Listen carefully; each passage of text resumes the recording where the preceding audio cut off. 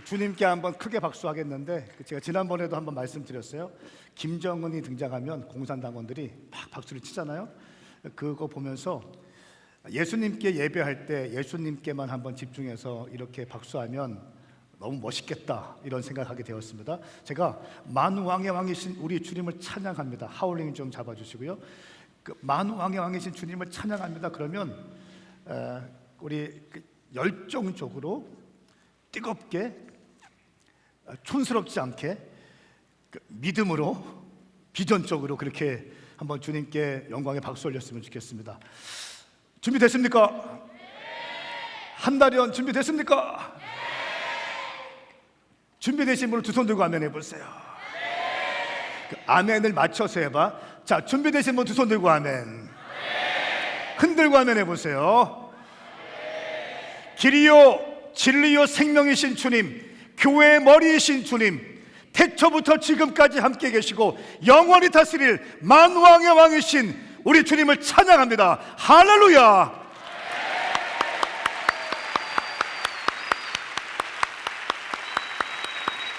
아니, 박수 소리가 더 약해지면 어떻게 해요? 주님을 높여드립니다. 주님을 경배합니다. 주님을 송축합니다. 길이요 진리요 생명이신 주님, 영원한 구원자이신 주님을 찬양합니다. 교회의 머리이신 주님을 찬양합니다. 내 인생의 최고의 가치 예수 그리스도 주님을 찬양합니다. 죽은 자를 일으키시고 병든 자를 치유하시고 귀신을 쫓으시며 결박을 끊으실 만왕의 왕이신 주님을 찬양합니다. 공산 정권, 북한의 3대 정권을 깨뜨리실 주님을 찬양합니다. 억울하게 감옥에 갇힌 사람들을 자유케 하시고 해방하실 주님을 높여드립니다. 소망 없던 내 인생, 절망 가운데 있던 내 인생, 비전을 주시고 꿈을 주시고 열정을 주시고 길을 주신 주님을 찬양합니다. 그분의 이름은 예수 그리스도. 할렐루야. 예수님 좋으시면 소리 질러봐. 이건 야유. 다시 한번 예수님 좋아하시면 소리 질러. 자, 제가 듣기로는 오늘 수요 예배와 함께 드린다고 드렸어요. 여기 장년들 있죠? 장년들 두 손 들고 아멘 해보세요. 왜 이렇게 목소리가 중후해? 자, 장년들만, 예수님 사랑하시는 장년들 두 손 들고 아멘 해보세요. 오, 괜찮아요. 자, 우리 다음 세대들 10대 20대 청년들 예수님 좋아하시는 분 두 손 들고 아멘. 야, 근데 아멘이 뭔가 좀 이렇게 구슬퍼, 한 맺혔어. 왜 그래? 자, 아멘 할 때 이렇게 한번 해봐.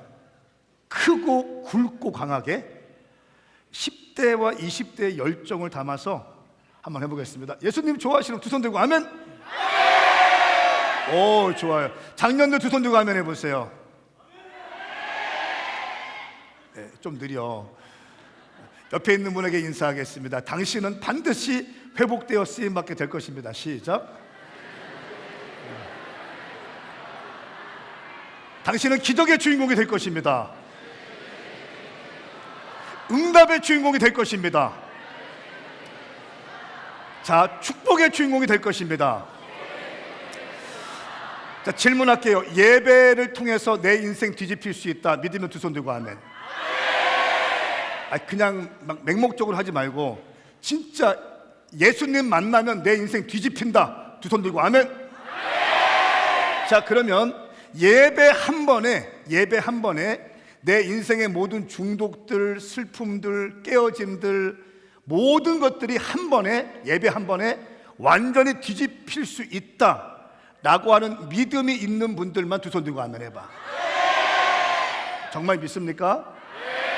예, 저는 간증을 여러 차례 했지만 내 꿈이, 여러분, 내가 공부를 열심히 해서 교회 집 도서관, 교회 집 도서관, 교회 집 도서관, 신학교 가고 공부 열심히 하고 목사 됐을 것 같아요? 아니면 1번, 아니면 방황하고 방황하다가 야씨 자, 1번 엘리트 코스를 밟고 목회했을 것이다. 두 손 들고 아멘. 자, 2번 방황하다가 목사 됐을 것 같다. 두 손 들고 아멘 해보세요. 야, 니네 너무한 거 아니냐? 제가 이걸 어디 가서 계속 물어보는데 다 2번이래. 저는 방황을 정말 많이 했던 사람이에요.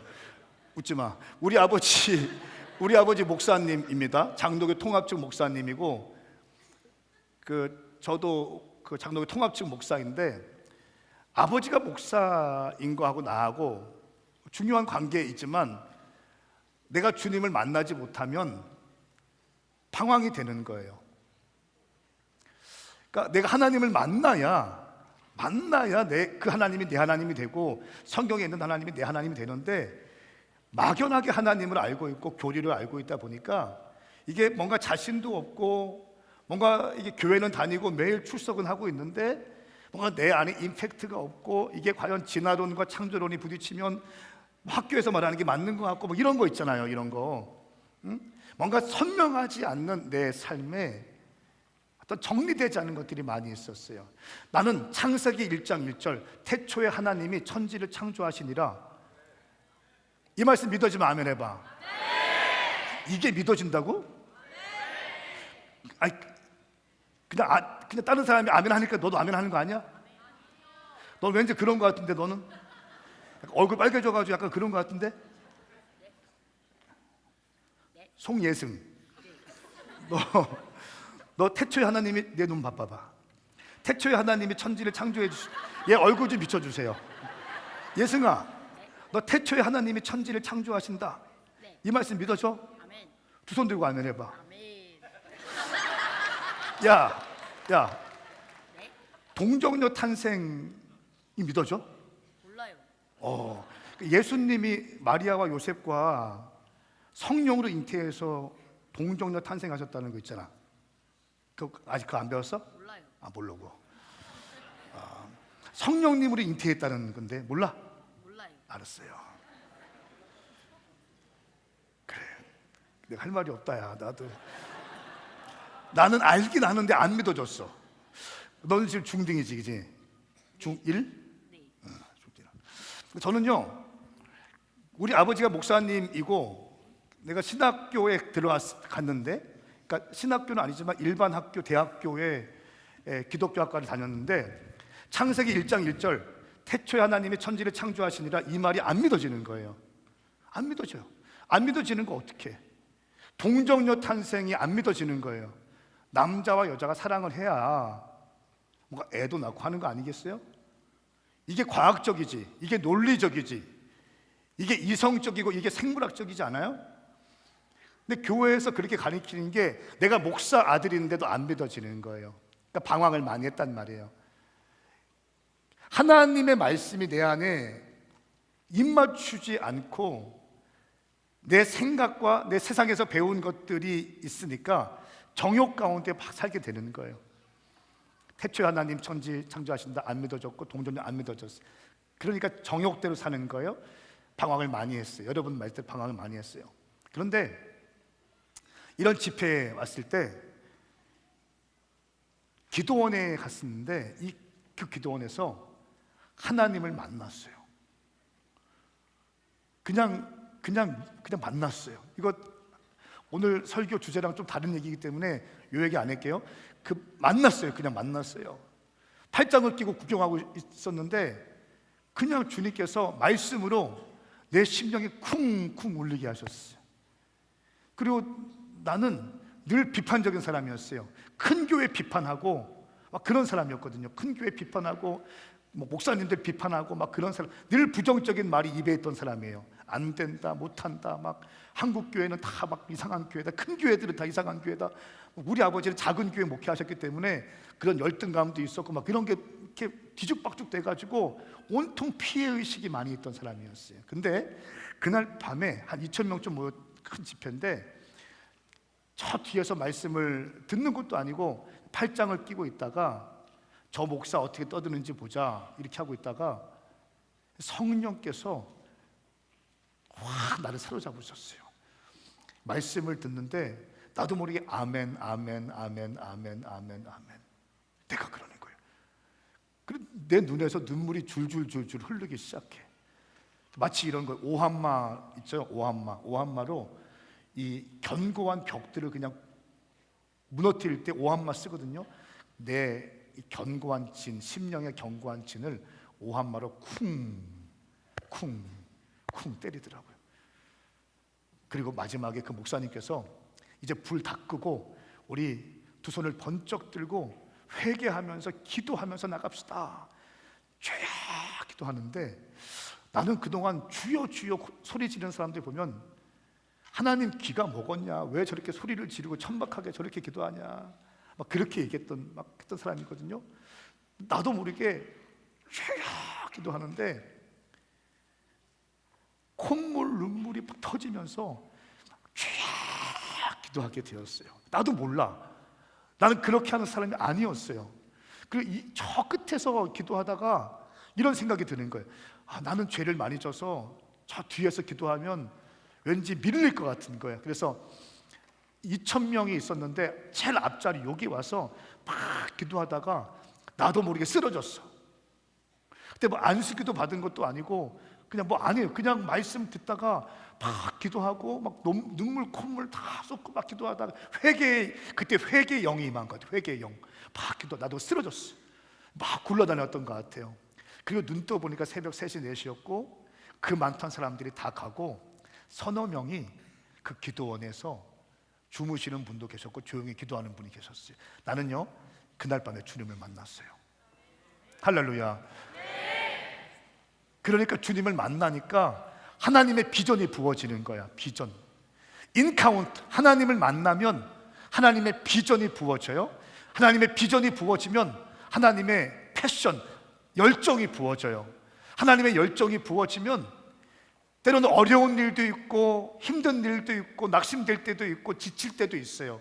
하나님의 일을 할 때 막 열정을 가지고 달려가다 보면 항상 뚫리고 돌파하고 승리하는 것이 아니라 때로는 이게 함정이 되기도 하고 넘어지기도 하고 낙심되기도 하고 어려운 일도 있어요. 그런데 여기서 많은 사람들이 멈추고 머무르고 뒤를 돌아서는데 그 약속의 말씀을 붙들고 계속 가다 보면 뚫리기 시작하거든요. 돌파하기 시작하거든요. 열정을 가지고 가다 보면 어느 순간 뚫리기 시작하는 거예요. 그때 어노인팅이 부어져요. 기름이 부어져요.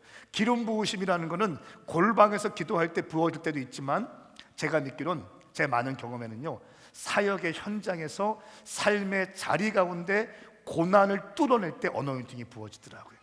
할렐루야. 그 어노인팅, 그 기름 부으심을 받은 사람이 선포하고 기도하면 이상해요. 그대로 이루어져요. 제가 그날 밤에 주님을 만나게 되었고 나는 불을 받게 되었어요. 인카운터, 주님을 만나게 되었어요. 그리고 교회를 개척하게 되어 13년 전에 교회를 개척했는데 주님 은혜 가운데 지금 10개의 교회를 개척했고 만 12년 동안 작년, 아직 박수치기는 일러요, 작년 25년 6월 21일에는 성전 건축을 했어요. 그러니까 박수. 내가 한 건 아니고 주님이 하셨어요. 주님이 하셨어요. 그러니까 교회 참 멋있게 전 세계 이렇게 올 때마다 너무 멋있고 큰데 저희는 젊은이와 청년들을 향한 교회. 사진 좀 있나요?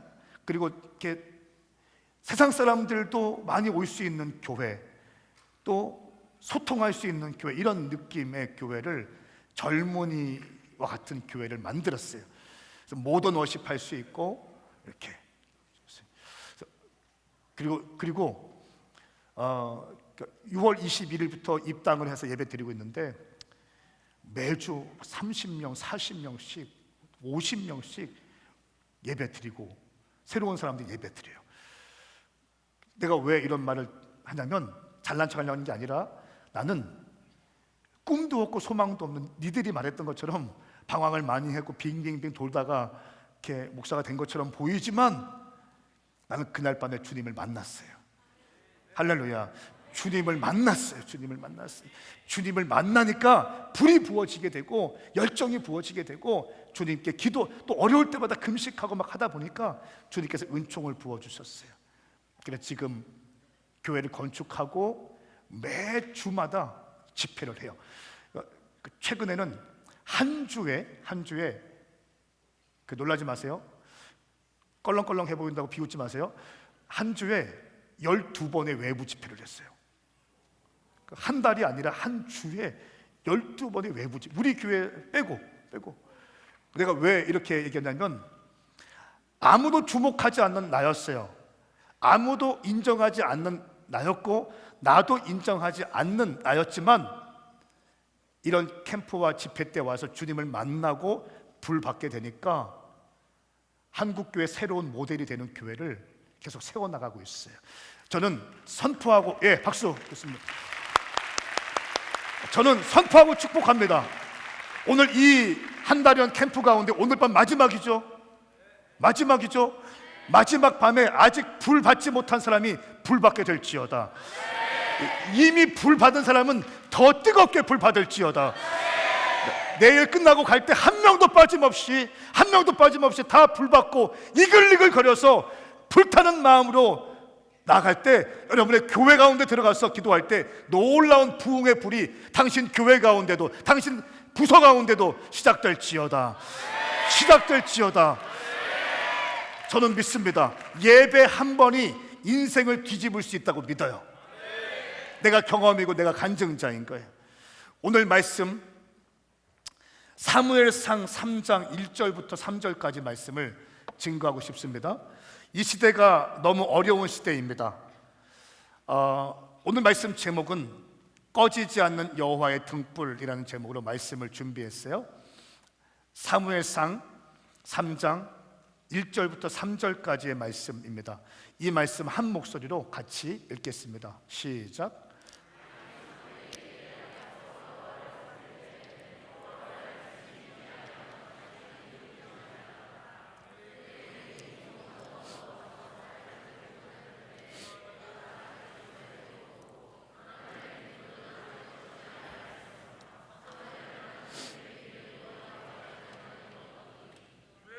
아멘. 이 말씀의 배경이 뭐냐면 이스라엘의 총체적인 난국이 시작됐을 때예요. 정치, 경제, 사회, 문화, 교육, 가정 모든 것이 굉장히 어려워졌을 때 제가 대한민국을 바라보면 이런 생각이 들어요. 이 대한민국이 주님 어쩌다 이렇게 되었어요? 왜 이 땅 대한민국 이렇게 힘들어졌습니까? 근데 마침 이스라엘 이 사무엘상 말씀을 보는데 이 사무엘상 말씀이 기록되어졌을 때의 이스라엘의 상황과 오늘날 대한민국의 상황이 너무 흡사한 거예요. 사사기의 특징 가운데 하나는 뭐냐면 자기 소견대로 자기 옳은 대로 행동하는 시대예요.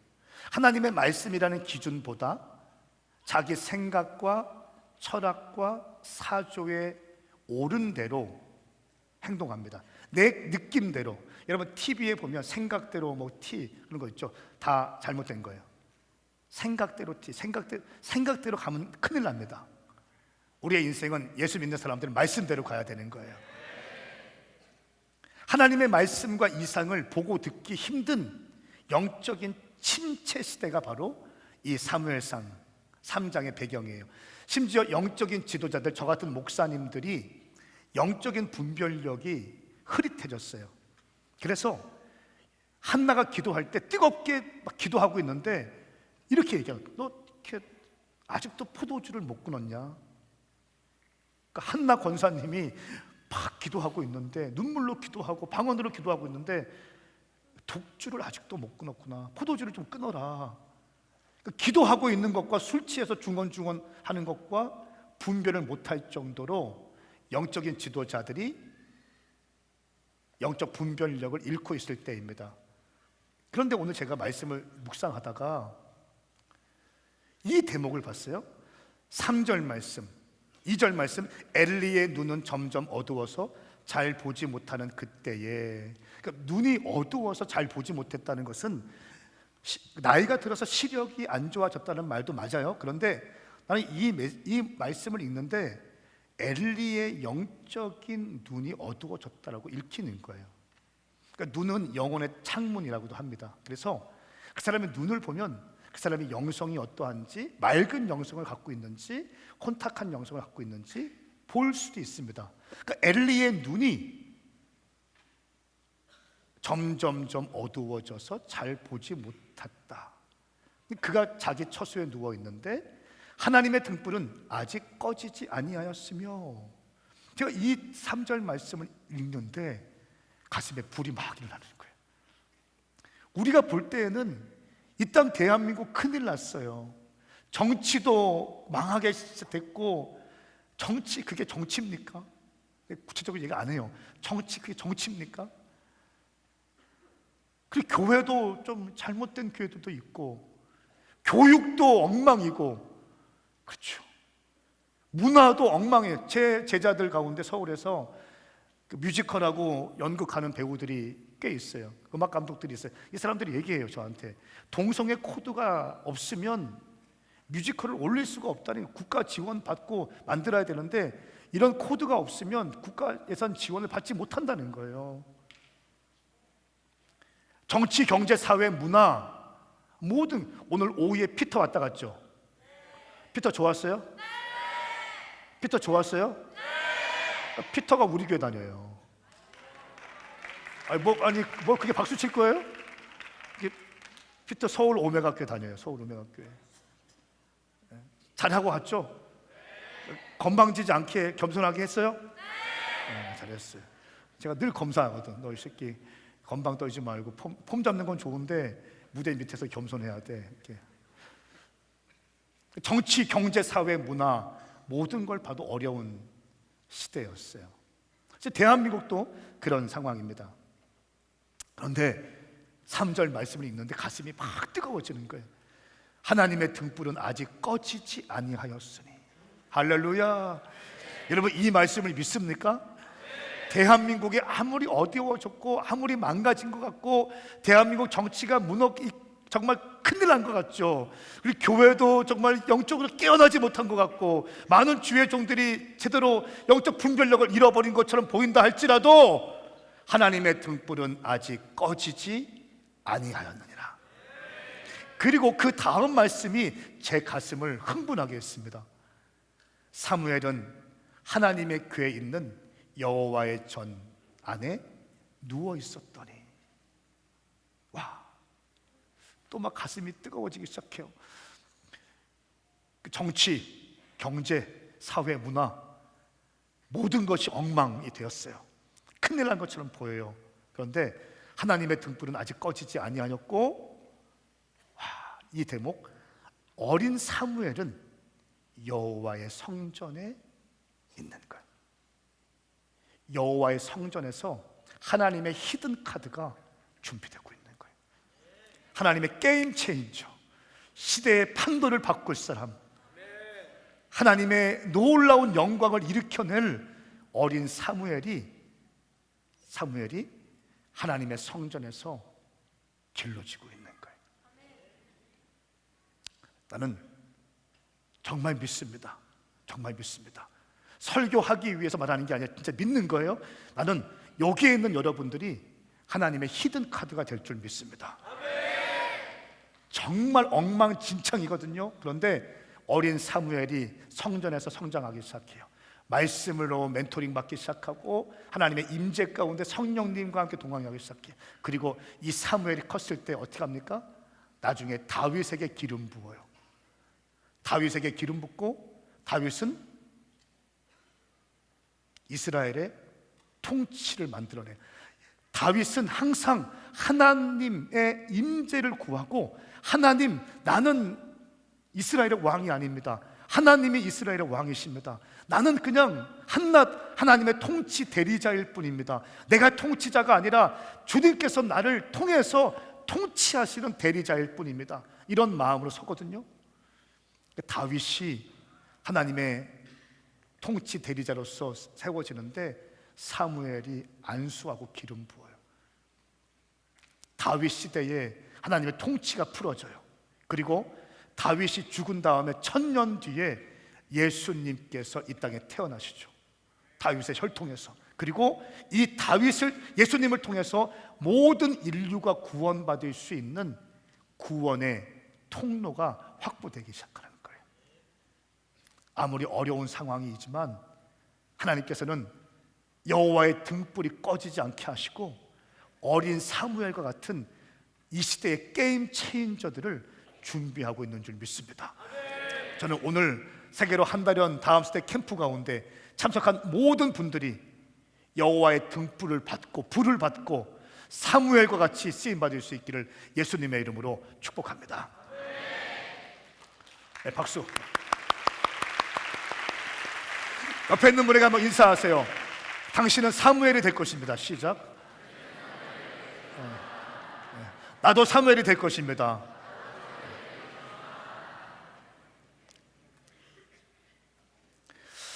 자, 그런데요, 오늘날 시대에 대해서 제가 조금만 말씀드릴게요. 그리고 오늘날 세대에 어떤 시대인지를 말씀드리고 싶어요. 여러분, 제가 인도에 자주 가요. 인도 집회 자주 하는데 인도에 가면 인도에 신이 몇 개가 있을까?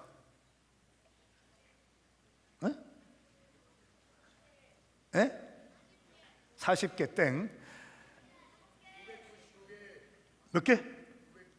땡. 저기 아무도 사람들이 얘기할 때 조용히 손 번쩍 든 검은색 모자티 몇 개? 1000개. 어느 교회예요? 땡. 땡. 2억 개 땡. 3억 개? 네, 너무 그냥 막 던지는 거 아니냐? 3억 3천 누구야? 3억 3천. 야, 누구야? 일어나봐. 너 어떻게 알아? 찾아봤어? GPT? 앉아. 야, 너무 이렇게 내가 설교하고 있는데 바로 하면 내가 뭐가 되냐? 여러분, 설교를 팩트체크하면서 지금 듣고 있는 거죠? 한마디 한마디 조심스럽게 설교하겠습니다. 근데 챗GPT가 제 정보랑 똑같아요. 인도에는요 3억 3천만 개가 있대요. 신이 3억 3천만 개? 근데 인도에는 아직도 근절되지 않는 악습이 있는데 뭐냐면 사티 제도입니다. 사티 제도. 사진 있어요? 사티 제도? 사진 준비했어요. 그 사티 제도, 전사님, 사티 제도. 제일 뒤에 보면 이미지가 있을 거예요. 이 사티 제도가 있는데 남편이 죽은 남편을 화장하는데 아직 죽지 않는 남편의 아내도 같이 산채로 태워 죽이는 거예요. 살아있는 아내를 같이 죽이는 거예요. 근데 이 제도를 은근히 여인의 가족들이 은근히 부추긴다고 합니다. 왜냐하면 이렇게 해서 죽고 나면 이 여자가 같이 남편이 죽었을 때 화장했을 때 같이 올라가서 죽고 나면 그 시신을 가지고 또 산당을 만든대요.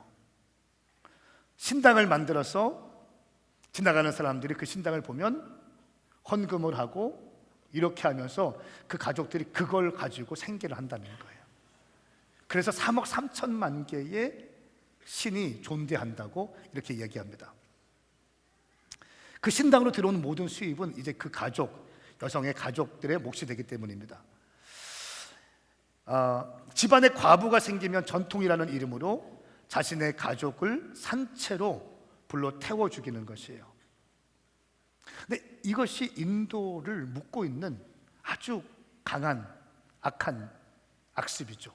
제가 인도 집회 갔을 때 청년들 집회를 했어요. 그때 한 1000명쯤 모였어. 1000명쯤 모였는데 마지막 결단하고 헌신하는데 내가 목사가 되겠다, 선교사가 되겠다라고 강단 위로 올라온 청년들이 70명이 있었어요. 그러니까 한 1000명쯤, 700명, 한 1000명쯤 모였던 집회인데 70명이 내가 목사가 되고 선교사가 되겠다고 강단 위로 올라왔어요. 그러니까 인도는요, 힌두 지역이고 무슬림 지역이잖아. 그리고 카스트라는 제도가 있잖아요. 사람을 등급으로 나눠서 그 불가촉 천민을 이렇게 해서 스치기만 해도 저주받고 뭐 이런 게 있잖아요. 그러니까 그 집회할 때 제가 이렇게 얘기했어요. 큰 박스, 종이 박스를 가져다가 야구 방망이를 하나 사오라고 했어요. 종이 박스를 가져다가 인도의 젊은이들, 하나님의 형상으로 지어진 너희들을 인도 이 잘못된 악습 문화들이 이 박스에 꽉 박싱해놔서 너희 새벽 이슬 같은 주의 청년들이 독수리처럼 비상하고 해야 되는데 병든 닭처럼 이 땅만 바라보고 이 땅의 것만 쫓고 있는 그런 제한적이고 한정적인 인생을 살게 하고 있다. 오늘 이 시간에 우리가 예배하고 기도할 때 이 잘못된 악습, 오랜 1000년 넘게 지나왔던 이 악습들을 영적으로 끊어내고 깨는 퍼포먼스를 하고 싶다 하면서 박스를 가져왔어요. 박스를 가져오고 드럼이 막 두구두구두구 하고 할 때 야구방망이로 이 하나님의 말씀으로부터 오지 않는 인간을 등급으로 나눈 카스트 제도들, 이 하나님의 형상을 존귀하게 보지 못하게 하고 불가촉 천민이라는 것을 만들어서 짐승보다 못한 삶을 살게 하는 더러운 악습들이 예수 그리스도의 이름으로 무너지고 깨어질지어다 하면서 하나 둘 셋 하면서 제가 막 야구방망이로 박스를 팍 때렸어요. 그러니까 근데 이때 연주자들이 막 연주를 하고 있는데 박수도 치고 함성을 치고 막 하는데 인도 청년들이 막 울고 있는 거예요. 오랫동안 이 제도에 묶여서 자기의 청년의 때를 잃어버린 것을 경험하게 된 거죠. 여러분, 이 사티 제도, 근데 이 오래된 악습들, 근데 이것이요 사실은 문화라고 하는 이름으로 온 세계를 또 덮고 있습니다. 2024년도에 프랑스 파리 올림픽 여러분 기억나세요? 이때 뭐가 있었습니까? 동성애, 다자 성관계 이런 것들을 은근히 종용했습니다. 그러면서 이 최후의 만찬을 패러디한 여장 남장을 한 그림들, 퍼포먼스들이 있었어요. 사진 한번 보여주세요.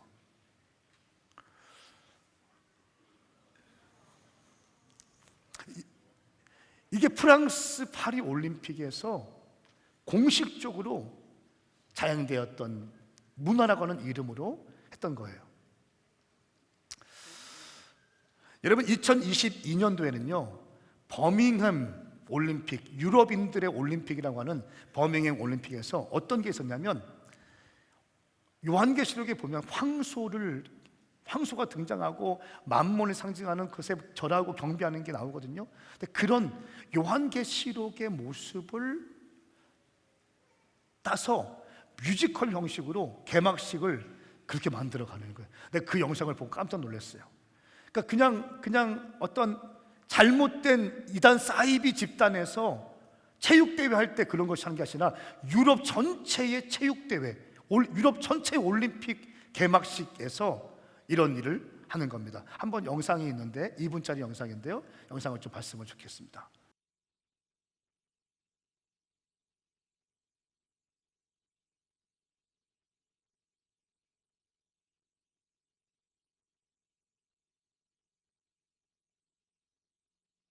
네, 2022년도 버밍햄 유럽 올림픽에서 나왔던 퍼포먼스예요. 이단 집단의 체육대회가 아니라 유럽 전체의 평화의 화합의 장이라고 할 수 있는 유럽 올림픽에서 나왔던 퍼포먼스입니다. 전 세계가 하나님의 말씀을 대적하고 잘못된 방향으로 가고 있어요.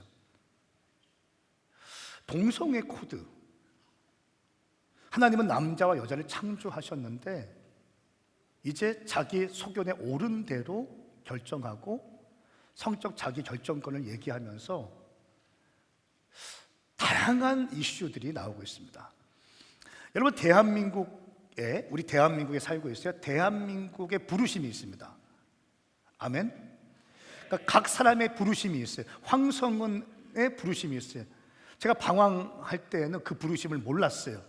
근데 하나님을 만나고 나서 불을 받고 비전을 부어지면서 내 부르심은 이 땅의 다음 세대와 청년들을 살려내고 다시 오실 주님의 길을 예비하는 강력한 군대를 일으키는 목회자, 다음 세대 청년들을 살려내는 목사가 되고 그런 교회를 개척하는 것이 내 부르심이에요. 이걸 부르심이라고 해요. 디바인 콜링 혹은 데스티니. 각 사람마다 하나님의 형상으로 지어진 여러분들에게 하나님이 창조하실 때에 하나님 아버지의 마음이 있다는 거예요. 한 명도 그냥 우연히 태어나지 않았어요. 한 명도 그냥 태어난 사람은 아무도 없어요. 부모님의 실수로 태어난 거 아니에요. 하나님의 섭리와 계획 가운데 다 태어났어요. 당신은 백화점 앞에 진열대에 막 있는 그런 떨이 상품이 아닌 거예요. 하나님의 형상으로 지어진 존귀하고 아름다운 하나님의 작품이에요. 아멘해. 아멘. 크게 해봐. 그러니까 나를 싸구려처럼 생각하지 말라는, 하나님의 작품이에요. 하나님의 작품. 하나님의 손수, 하나님의 영광을 위해서 여러분을 창조했대요. 여러분의 이름을 하나님의 오른손바닥에 새겼다는 거예요. 황성은 새겨있어요. 영어로 데이비드 황 새겨있고 다 한 명 한 명 다 새겨있다는 거예요. 우연히 태어난 게 아니에요. 근데 하나님의 계획과 목적 가운데 태어났는데 어둠의 영들은 그 목적과 계획대로 살지 못하게 계속 우리에게 시험에 들게 하고 낙심하게 하고 눈을 가리고 비전을 가리고 세상의 정욕대로 살게끔 만들어 간다는 거예요. 제가 당했어요. 10대와 20대 때 당했거든. 나도 20대 후반에 하나님께서 만나주셔서 나를 향한 하나님의 계획이 뭔지 알게 되었어요. 이게 비전이라고. 비전. 하나님을 만나면 비전이 부어지는 거예요. 비전이 부어지면 열정이 부어지는 거예요. 열정이 부어지면 막 치고 나가고 막 하나님 만나면 나 그게 너무 좋은 거예요. 막 주님께 막 쓰임 받는 게 너무 좋은 거예요. 막 달려가. 어려울 때도 있고 낙심될 때도 있고 시험 들 때도 있고 오해받을 때도 있어요.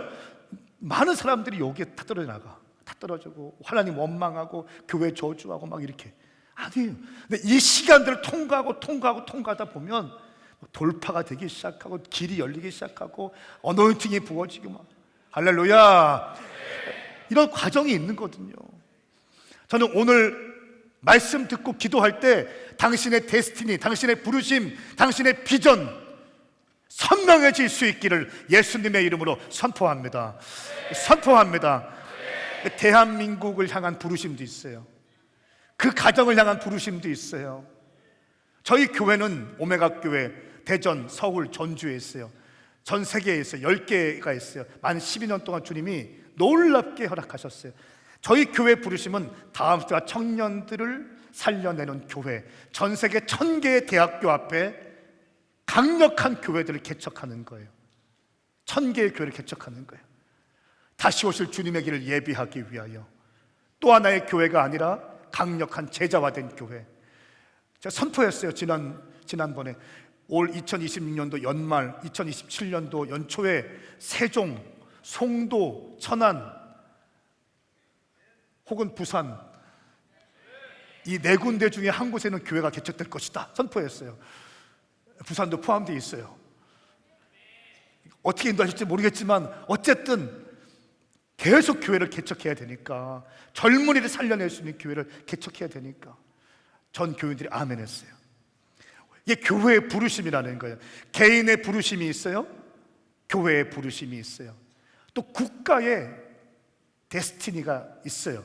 그런데 어둠의 영들이 황성은의 부르심을 방해하기 위해서 정욕 가운데 저를 집어넣었어요. 눈을 가리고 귀를 막았어요. 방황하게 만들었어요. 국가도 마찬가지예요. 저는 오늘 대한민국의 부르심을 방해하는 어둠의 영들의 몇 가지 여정들, 어둠의 영들이 했던 방법들을 소개하고 우리 기도하기 원합니다.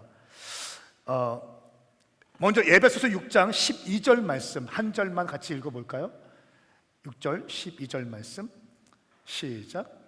우리의 싸움은 혈과 육에 대한 것이 아니라 권력들과 권세들과 이 어둠의 세상 주관자들과 하늘에 있는 악한 영들에 대한 것이기 때문입니다. 우리말 버전이에요. 우리의 싸움은 혈과 육의 싸움이 아니라 공중 권세 잡은 자들과의 싸움이다. 아멘 하세요. 그러니까 혈과 육의 싸움이 아니라 공중 권세 잡은 자들과의 싸움이다. 어둠의 세상 주관자들과의 싸움이다. 악한 영들에 대한 싸움이다.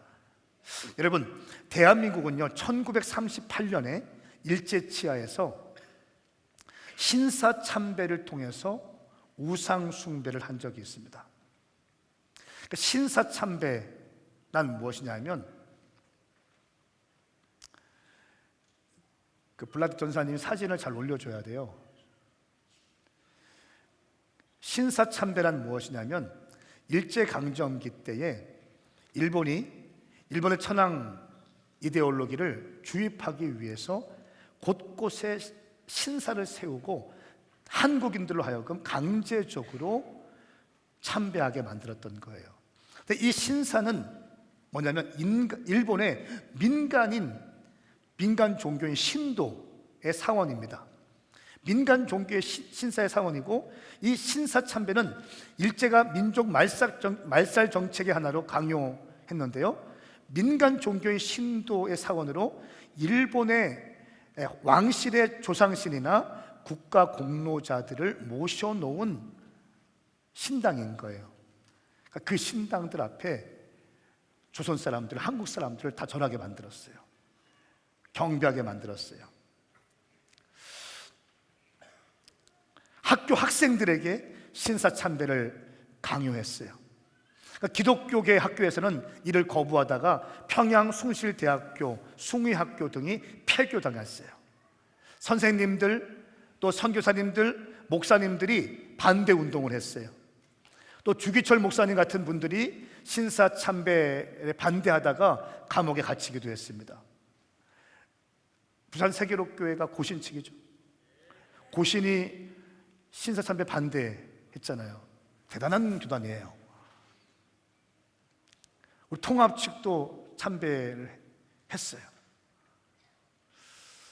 신사참배를 거부했던 교단.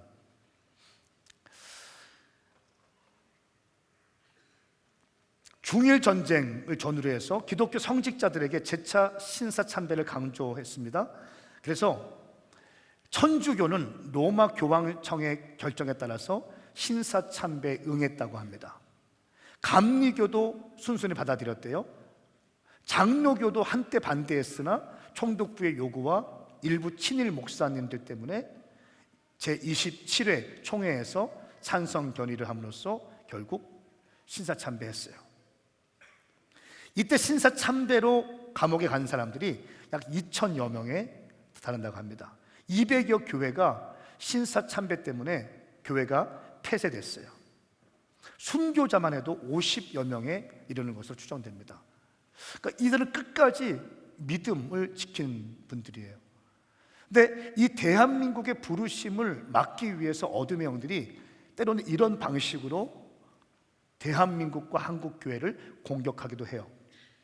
그리고요, 1945년 일제해방 직후에 공산주의의 영이 대한민국 가운데 확 들어옵니다.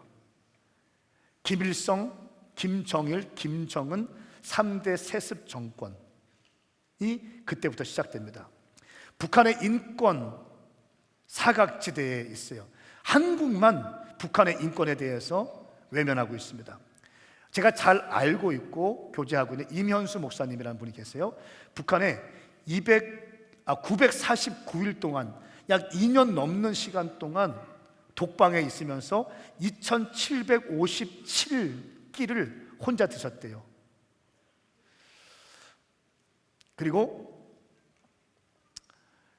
미국에서 어떤 설교를 했는데 김정은이 고모부도 죽이고 자기 형도 죽이고 인민 무력부대도 죽이고 뭐 이렇게 했던 설교를 하셨나 봐. 근데 그 교회에서 영상을 안 찍기로 했는데 어떤 분이 비디오 핸드폰으로 영상을 찍었고 그 영상 몰래 찍었고 찍은 것을 자막까지 입혀가지고 업로드했는데 그것을 북한에서 보고 이면수 목사님을 북한으로 초대해서 뭐 이렇게 도와달라고 했다가 마지막 날 갑자기 호텔에 7명의 이 공산 당원들이 호텔에 들어가서 그때부터 거의 2년 넘는 시간 동안 감옥에 있었어요. 이 목사님의 말씀에 따르면 북한은 정말 어려운 것이라는 거예요. 그러니까 정치인들 중에 북한에 그렇게 인민, 평등, 뭐 차별을 없애자 이런 거 얘기하는 사람들이 있잖아요. 그런데 그렇게 얘기하는 사람들이 북한의 인권에 대해서, 북한의 차별에 대해서는 아무 소리 못 한다는 거예요. 잘못되어 가고 있다는 거예요. 여러분, 제가 어떤 그림을 좀 올려드릴게요. 발로 밟아서 누워있는 사람을 발로 밟아서 이를 부러뜨려요. 그리고 나무 망치로 그냥 누워있는 사람을 때려서 묶어놓고 때려서 관절을 다 부러뜨립니다. 임산부를 조사하면서 발로 차서 낙태시키고 동료 수감자들을 시켜서 널뛰기를 강제로 해서 거의 죽게 만들어 간다는 거예요. 여러분, 대한민국의 또 하나의 형제인 북한 땅에서 이런 일이 일어나고 있다는 거예요. 이건 만화가 아니라, 이거는 그냥 소설이 아니라 현재 지금도 이런 일이 일어나고 있다는 거예요. 김정은은 어떻습니까? 고모부를 총살시켜 죽였어요. 자기 형을 죽였어요. 마음에 안 들면 죽이는 거예요. 근데 지금도 북한을 찬양하고 친북 성향의 사람들이, 정치인들이 많이 있다는 거예요. 3대 북한 세습 정권을 찬양합니다. 그리고 인민들의 인권에 대해서는 아무 말도 하지 못합니다. 지금도 억울하게 감옥에 있는 수많은 선교사님들이 감옥에 계세요. 일제강점기에서 벗어나서 3년이 지났어요. 1948년도에 이제 재헌국회가 시작되었습니다. 재헌국회가 시작될 때 대한민국은 어떻게 했냐면요, 하나님께 감사 기도하고 국회가 시작됐어요. 국회의원 198명 중에 기독교인이 50명이었고 그 50명의 기독교인 중에 4명이 목사님이면서 국회의원이었어요. 그분 중에 한 명이 이윤영 의원이 기도하고 시작했는데 그 기도 내용은 이렇습니다. 우리 자신이 진실로 무력한 것을 생각할 때 지와 인과 용과 모든 덕의 근원이 되시는 하나님 앞에 이러한 요소를 저희들이 간구하나이다 하고 하면서 하나님께 기도하면서 재헌국회가 시작되었어요. 그런 나라가 대한민국이에요. 할렐루야. 그러니까 대한민국은 하나님을 경배하고 하나님께 기도하면서 시작된 나라가 대한민국이라는 거예요. 하나님의 통치 질서가 임해야 되는 것이 대한민국이에요. 근데 이 나라가 시대가 흘러가면서 성 정체성이 흔들리고 영적 권위 질서가 흔들리고 가정이 붕괴되고 학교가 붕괴되고 모든 것이 지금 붕괴되는 거예요. 자, 대한민국의 부르심을 깨려고 하는 어둠의 영들의 전략은 여기서 멈추지 않아요. 2022년도에 어떤 일이 있었어요? 2022년도에 대한민국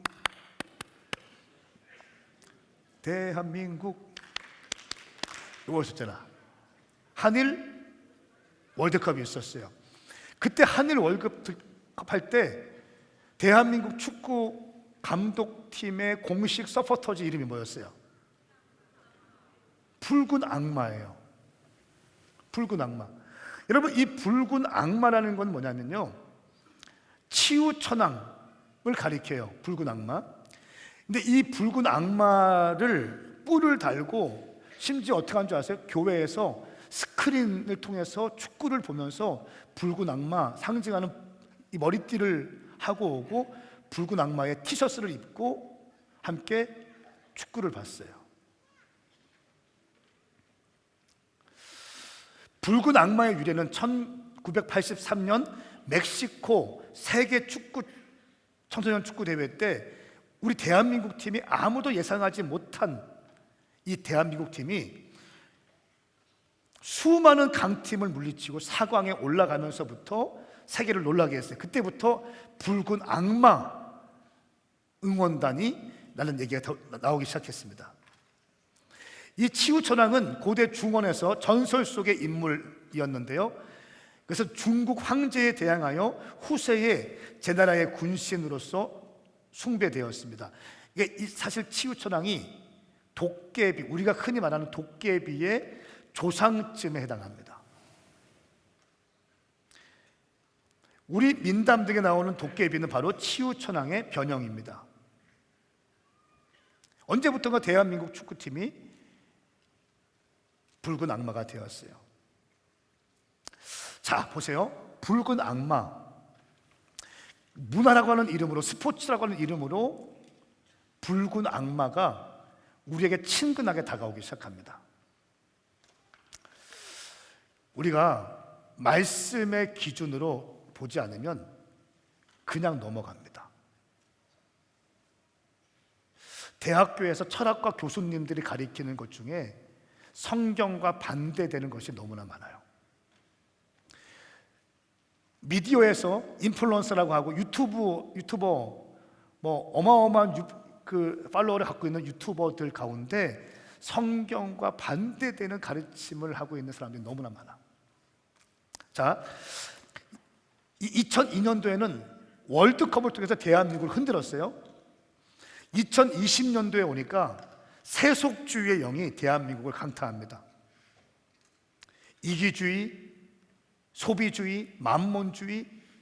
마태복음 24장과 25장에 보면요, 마지막 때 특징이 있는데 세 가지를 사랑한대요. 자기를 사랑하고, 돈을 사랑하고, 쾌락을 사랑한대. 세 가지를 사랑해요. 자기 이기주의, 돈, 만몬주의, 쾌락. 세속주의의 영이 대한민국 가운데 또 들어오기 시작합니다. 그러면서 통계청 자료를 보니까 2023년도에 혼인 건수가 19만 4천 건인데 이혼 건수가 9만 2천 건이 돼요. 거의 47%가 이혼합니다. 결혼한 커플들은 이렇게 있는데 49%는 이혼한다는 거예요.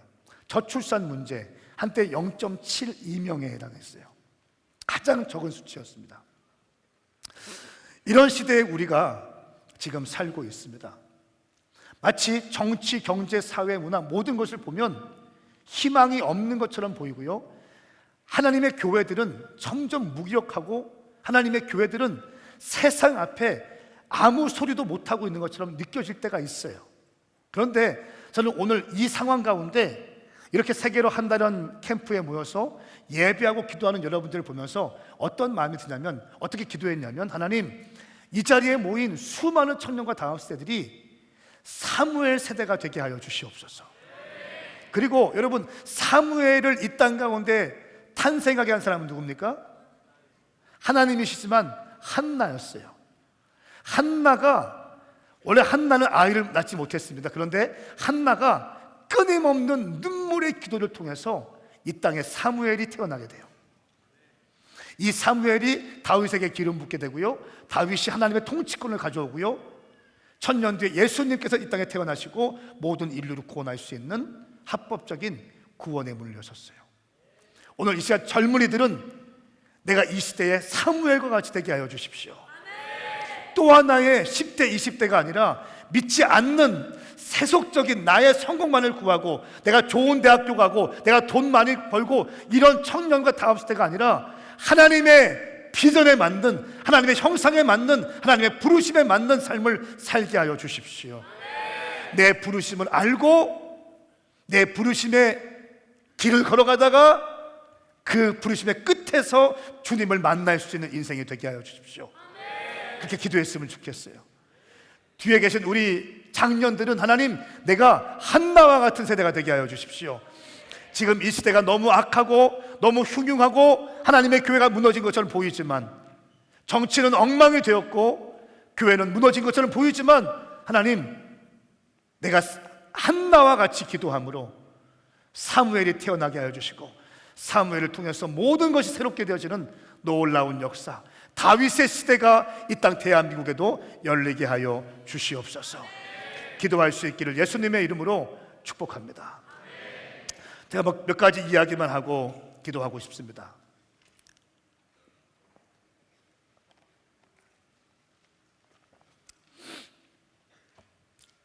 여호와의 등불은 아직 꺼지지 않았다. 크게 아멘 해보세요. 따라하세요. 여호와의 등불은 아직 꺼지지 않았습니다. 이 톤을 더 올려봐. 여호와의 등불은 아직 꺼지지 아니하였다. 성령님이 임하시면 마른 뼈가 극히 큰 군대가 될 수 있다. 성령님이 임하시면 나의 인생에 새로운 바람이 분다. 아멘입니까? 한 가지 이야기하고 우리 찬양하고 기도하고 싶습니다. 건반 하시는 분 좀 도와주실래요? 건반 구슬프게 해줘요. 이제 말 안 해도 알잖아요. 구슬프게.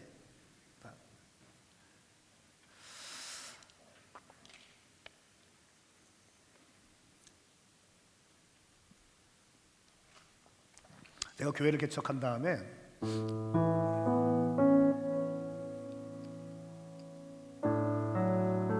너무 커요. 좀 작게, 좀 천천히. 좋습니다. 내가 교회를 개척했을 때 청년 10명과 교회 개척했어요. 청년 10명에게 이렇게 얘기했어요. 내가 돈 주지 못한다. 그런데 가슴 뛰는 삶을 살게 해줄게. 너의 청년의 때에 이글이글 거리게 해줄게. 우리 3년만 헌신해보자. 전도하고 기도하고 새벽 예배하고 아침 전도, 점심 전도, 저녁 전도, 또 밤 기도회. 말씀과 기도와 전도, 그리고 어려운 일 있을 때 금식하면서 한번 뚫어내보자. 머리 쓰지 말고 혼적으로 풀지 말고 영적으로 한번 우리의 청년의 때를 3년만 헌신해보자. 도전했어요. 교회를 개척했습니다. 교회가 잘 부흥됐어요. 3년 만에 두 번째 교회를 개척했어요. 계속 교회를 개척했어요. 근데 개척했던 첫 해에 한 자매가, 그 자매가 예배는 열심히 나오는데 술 먹고 담배 피는 자매였어. 내가 술 먹고 담배 펴봐서 알거든. 아무리 막 껌을 씹고 오고 양치하고 와도 알거든. 근데 그 자매가 딱 오더니 저한테 그러는 거예요. 목사님, 우리 집에 한번 신방 한번 와주세요. 왜? 자기 언니가 한 명 있는데 20살 때 어떤 사건을 경험한 다음에 자기 방에서 나오지 않는다는 거예요. 7, 8년이 지났는데 자기 방에서 나오지 않고 계속 집 안에만 있는 거예요. 밥은 어떻게 먹냐? 그러니까 어머니가 식판에다 밥을 이렇게 놓고 문 앞에 놓으면 문만 열고 식판을 이렇게 가져다가 밥을 먹고 빈 식판을 문 바깥으로 놓는 거예요. 이렇게 밥을 먹고 어떤 일이 있으면 저녁에만 잠깐 나갔다 오는데 모자를 쓰고 마스크를 쓰고 갔다 온다는 거예요. 자기도 7, 8년 동안 한 집에 살면서 얼굴을 본 적이 없대요. 우리 언니가 그런 상황인데 목사님 와서 기도 한번 해주세요. 지금이야 뭐 신방하면 막 밀려있고 한 2달 뒤에 하지만 그때는 개척했잖아요. 내일 갈게 불러주는 사람도 없고 뭐 시간이 남으니까 청년 10명 중에 4명 신학하는 사람이 있었는데 그 신학하는 사람들에게 당신들이 오늘부터 전도사입니다. 전도사 임명을 하고 4명 사역자를 세우고 교회를 시작했거든요. 이 4명 사역자들과 함께 그 집에 갔어요. 집에 가서 거실에 딱 가니까 그 언니는 오지 않고 어머니하고 아버지하고 그 저희 교회 청년만 딱 있는 거예요. 그래서 예배를 드렸어요. 예수 우리 왕이여, 예수 우리 왕이여, 이곳에 오소서 좌정하사 다스리시옵소서. 주님을 찬양하오니, 주님을 경배하오니, 주님 오시옵소서. 찬양을 드렸어요. 그리고 말씀을 선포하다가 저도 모르게 거기에 처음 와서 앉아있는, 예수 믿지 않고 교회 안 다니는 이 저희 청년의 아버지에게 나도 모르게 크게 막 책망을 하는 거예요. 아저씨, 지금 당장 아버지의 위치로 돌아오셔야 합니다. 지금 당장 남편의 위치로 돌아오셔야 됩니다. 처음 본 아저씨였어요. 제가 무례하지 않거든요, 누구에게도. 그런데 말씀을 전가하는, 그냥 이렇게 3명, 4명, 5명 앉아서 말씀 성경책 펴놓고 그냥 동그랗게 앉아서 이 말씀을 증거하다가 갑자기 제 안에 뭐가 확 일어났어요. 그래서 선포를 하는 거예요. 당장 아버지의 위치로 돌아오시고 당장 남편의 위치로 돌아오세요. 근데 이분이 화낼 줄 알았어요. 근데 그렇게 하니까 갑자기 막 펑펑 울고 있는 거예요. 이 아저씨가 처음 본 아저씨예요. 아, 뭔가 있는가 보다. 그리고 말씀을 계속 증거했어요. 또 감동이 와서 이 어머니에게, 어머니 어떻게 그렇게 힘든 시간들을 잘 통과하셨어요? 너무너무 수고하셨습니다. 제가 믿는 주님께서 너무너무 수고하셨다고 말씀하시네요. 그래도 이분이 또 막 울어요. 그래서 말씀을 선포한 다음에 제가 이 아버지와 어머니를 간절히 축복기도 해드렸어요. 주님, 저는 어떤 연유가 있는지 몰라요. 어떤 이 가정사가 있는지 모릅니다. 그러나 주님, 오늘 은혜를 주시고 깨닫게 하여 주시니 감사합니다. 이들의 눈물이 가정에 샬롬으로 임하게 하여 주십시오. 간절히 축복했어요. 그리고 나아가려고 하는데 신발장 옆에가 저희 교회 청년의 언니가 있는 방이에요. 가려고 하는데 그냥 가기를 뭐해서 문에다 손을 얹고, 주님, 저는 이 딸이 어떤 연유로 이 골방에 박혀 있는지 모르겠지만 주님, 주의 종이 예수님의 이름으로 기도합니다. 나사렛 예수 그리스도의 이름으로 명하노니 이 딸을 묶고 있는 모든 결박들이 예수의 이름으로 파쇄될지어다, 끊어질지어다. 모든 사슬들이 예수 그리스도의 이름으로 끊어질지어다. 그럼 뭔가 소리가 지르고 비명이 지르고 해야 되는 아무 일도 없었어요. 기도하고 그냥 돌아왔어요. 다음 날 또 교회에 있는데 그 자녀가 또 왔어요. 교회 또 와서 그러는 거예요. 목사님, 한 번만 더 우리 집에 신방 오시면 감사하겠습니다. 왜? 갔다 왔잖아. 그러니까 언니가 한 번만 더 오면 자기 거실로 나오겠다고 했대요. 그래서 어떻게 했냐? 그러니까 벽 문 사이에 두고 얘기했다는 거예요. 신방 좋았냐? 좋았어. 뭐 그래서 한 번 더 오시라고 해봐. 그럼 나 나간다고. 지금은 말도 안 되지만 그때는 시간이 남는 게 시간이었어요. 얼른 갈게. 또 갔어요. 다음 날 또 갔어요. 거실에 가니까 저희 교회 청년 언니가 모자를 쓰고 마스크를 쓰고 앉아 있는 거예요. 네.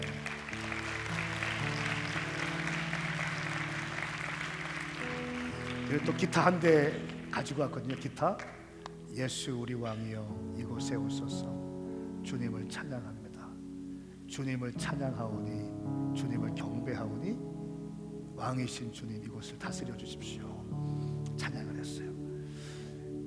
그리고 말씀을 선포했습니다. 말씀을 선포하고 저희 청년 언니한테 내가 목사인데 내가 당신 기도해 줄게. 무릎 꿇어봐. 내가 믿는 예수님께 기도해 줄게. 무릎 꿇어봐. 그리고 이 자매에게 머리에 손을 얹고 기도를 하는 거예요. 어떤 기도했는지 잘 기억이 안 나는데 마지막에 이 땅을 묻고 있는 더러운 어둠의 영들아 예수 그리스도의 이름으로 명하노니 끊어질지어다. 파쇄될지어다. 갑자기 이 자매가 와 하더니 거품을 막 쏟는 거예요. 거품을 쏟는데 거품이 보라색빛 나는 거품이었어요. 그 귀신들이 떠나갈 때 때로는 거품도 쏟고요, 때로는 하품도 하고 기침도 하고 이런 현상들이 있다는 거예요. 그렇게 하지 않을 때도 있지만 이렇게 하는 현상 가운데 있다는 거예요. 꼭 그렇지 않지만 다양한 현상이 있지만 또 조용히 나가기도 하지만 이런 현상이 있다는 건데 이 자매가 기도하니까 거품을 확 쏟는 거예요. 근데 거품이 나는 처음 봤어요. 보라색빛이 보라색빛. 지금 만약에 갔으면 제가 사진 찍어놨을 거예요. 나는 깜짝 놀랐어요. 보라색빛. 그리고 그 여자아이를 보니까 마스크했고 모자였지만 얼굴이 칠흑같이 어두웠거든요. 근데 얼굴이 정말 하얗게 바뀌는 거예요. 할렐루야. 제가 질문했어요. 야, 너 그동안 7, 8년 동안 20대 그렇게 많은 시간 동안 네 방에서 뭐 했냐? 하고 걔 방에 들어가서 문을 확 열어봤어요. 확 열어보니까 정말로 시궁창 썩은 냄새가 확 나는 거예요. 나는 그런 냄새를 맡아본 적이 없어요. 그리고 벽을 보니까 마이클 잭슨의 포스터로 도배가 되어 있어. 여러분 마이클 잭슨 아세요? 가수? 마이클 잭슨의 포스터로 도배가 되어 있는 거예요. 야, 너 그동안 여기서 뭐 했냐? 7, 8년 동안 도대체 여기서 뭐 했어? 물어보니까 마이클 잭슨의 영상을 봤다는 거예요. 마이클 잭슨의 콘서트 영상, 다큐멘터리 영상, 흑인 뮤직비디오, 마이클 잭슨의 뮤직비디오, 흑인 영상을 보고 있었다는 거예요. 그런데 이 자매가 이렇게 얘기해요. 사실 저는요 다음 달에 미국을 가려고 했어요. 미국 왜 가? 이 자매 하는 얘기, 아저씨가 자기를 불렀다는 거예요. 너 미국에 어떤 아저씨 있어? 친척 있어? 아니요. 그 아저씨가 누군데? 마이클 잭슨이요. 여러분 2013년도 이 일인데 마이클 잭슨은 2013년도 이전에 훨씬 이전에 죽었어요. 그러면 이 자매가 마이클 잭슨 아저씨가 자기를 미국으로 불렀다고 해서 다음 달에 미국 가려고 비자를 준비하고 있었거든요. 그러면 그 자매를 부른 건 누구예요? 마이클 잭슨의 영이에요. 귀신이에요. 어둠의 영이에요.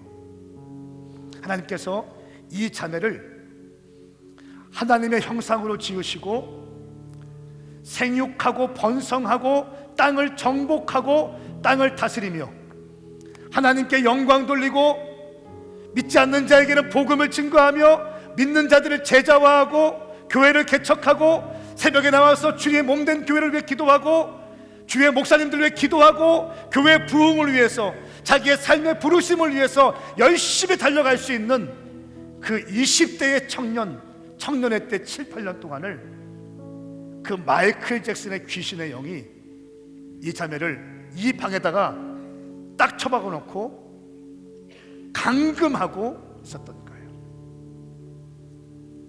제가 얼마나 화가 났는지. A4 용지 갖고 와. 네가 그동안 어떻게 살았는지 써. 그리고 어떻게 살 것인지 써. 그 자매가 썼어요. 회개문을 썼어요. 이렇게 살 거라고 썼어요. 그 또 간절히 축복기도 해줬어요. 그 자매의 얼굴이 정말 해와같이 빛나기 시작하는 거예요. 그날 밤에 그 자매님은 주님을 만나게 되었고 7, 8년 동안 자기 방에서 나가지 못했던 그 자매는 다음 날 새벽 예배부터 우리 교회 나온 줄 믿으시면 아멘 하십시오. 할렐루야, 할렐루야, 할렐루야. 하나님이 하시는 거예요. 그리고 자기의 큰딸이 7년 동안 20대 때 어떤 일을, 나는 뭔지 모르겠어요. 그런데 어떤 사건을 통해서 어둠의 영들에게 묶여서 7, 8년 동안 자기 방에서 밥을 식판에 받아가면서 먹고 살았던 자기 큰딸이 다음 날부터 새벽 예배하고 예배하는 것을 보면서 이 어머니가 하나님이 살아계시구나 확신하게 되었고, 그 다음 주일부터 우리 교회 나오게 되었고, 우리 오메가 교회 1호 세례 교인이 된 줄 믿으시면 두 손 번쩍 들고 아멘 해보세요. 할렐루야. 주님께 영광의 박수 올려드리겠습니다. 주님을 찬양합니다. 주님을 경배합니다.